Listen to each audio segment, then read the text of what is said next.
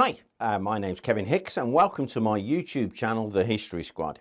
Now what we're looking at today is basically what a medieval bowman would have carried in his pouch, in his bag, as well as his longbow and his arrows. So let's have a look, shall we? First of all, my bow. This is nearly 7 foot long. It's so much part of me, and I can imagine in medieval times you would become attached to your bow, but once it was snapped, it's firewood, so you have to get used to that. I've always got a bow in waiting, just to let you know that. And of course, a sheaf of arrows, that's 24. Now, there are varying accounts that when you turned up at your rendezvous point in England, you had to have 24 arrows, one sheaf of arrows. And then you were issued with a second one when you were on campaign. So you carried 48 arrows. So let's have a look. Now, because my bow was out of the bag, I would have a linen bow bag. Keeps it nice, stops it from drying out, a vital piece of equipment. Now on my hands, shooting glove on my left. I had a fletching from an arrow, the feather from an arrow go through the back of my knuckle. And as you can see by the wearing here, these left-hand gloves don't last very long. And then I always have a shooting glove, nice leather shooting glove. But I'm going to show you this one. This is my bracer, but I'm going to take it off. And in fact, I'm going to take these off so that I can show you closely, because the bracer is actually a piece of ox horn. And I copied this from an original. And engraved in it is the little soldier's prayer. Ich help, it says. And people go, what does ich help mean? It means Jesus help. And that leads me to another thing. These people were superstitious. They were religious. And this was made for me by a nun. And she says, the soldiers had shortened rosary. She wasn't a real nun. She was religious and still is. Della Rebours, I think that's her name. Hello, Della. And she says you had to have a shorter rosary because you'd have quicker prayers. And I've got that image in my mind of the enemy are coming and you're going to be going, Holy Mary, Mother of God, blah, blah, blah, blah. Yeah. So a soldier's rosary, religious. I've got a bit of superstition here. Is this going back to the pagan times? Or this is a trophy from a boar that I killed. Robin Hood cross. Don't tell anybody. They don't actually realise that I am Robin Hood. And here, this is a talisman, an ampule. It's filled with something that is religious to us bowmen. A friend of mine, Mark Stretton, gave me this. And it's soil from Agincourt. So it's special to a bowman, eh? Then, let's have a look. Let's peel this off one at a time. A costrel. You've got to have water. But this, from Jim the Pot, years ago, I've had this for years. It keeps the water cool. It's nothing but a wooden plug.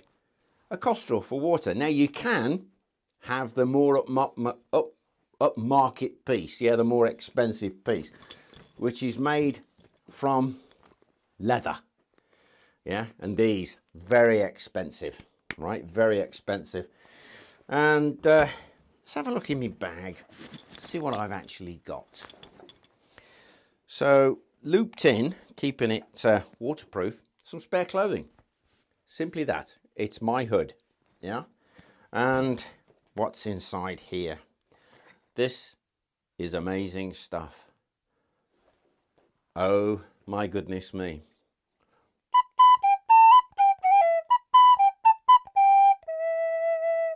Entertainment. It was homemade in those days, wasn't it? So this bowman can play a flute, or as some people would say, he has a flute but he can't play it. Eating knife. You have your own. And a pricker. They didn't have forks.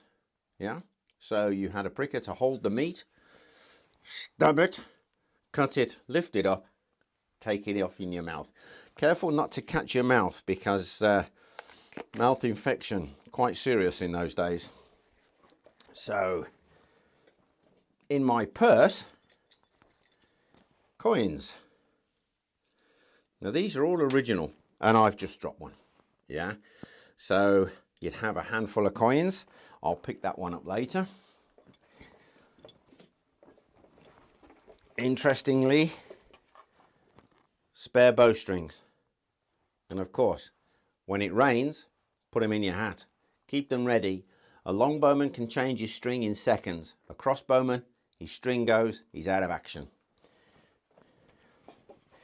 Now some of this is quite boring,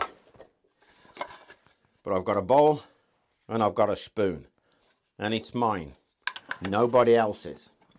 I'm also very lucky because I have a cup, a beaker, but I also have one that I, shall we say, found. This is a little bit of booty. This is a horned cup and it's lined with silver. Just aside, I'm very lucky to have this. I was bought this as a Christmas present many, many years ago by my wife. It's lovely.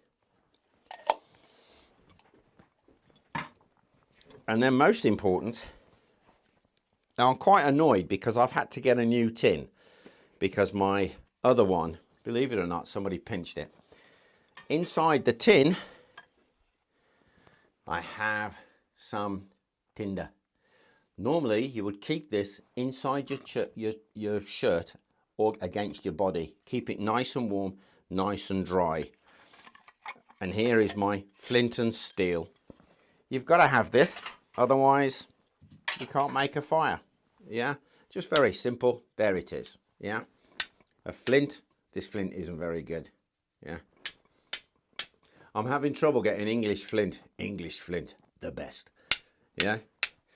Oh, can you imagine there it's raining and you're trying to get, there we go, a decent flint. So, domestic things, bit of food, some of your own personal belongings, all there, and my hunting horn.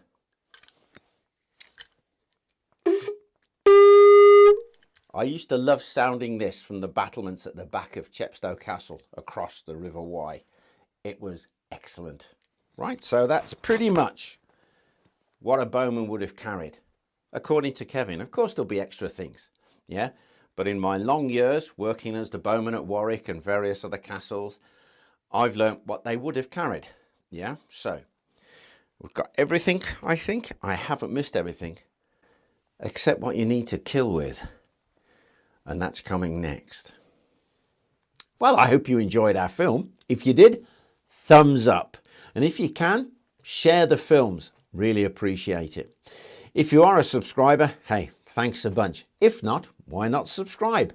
Press that button, yeah? If you'd like to support our channel further, we now have a Patreon account, the link for which is in the description. So for now, thank you very much. Bye.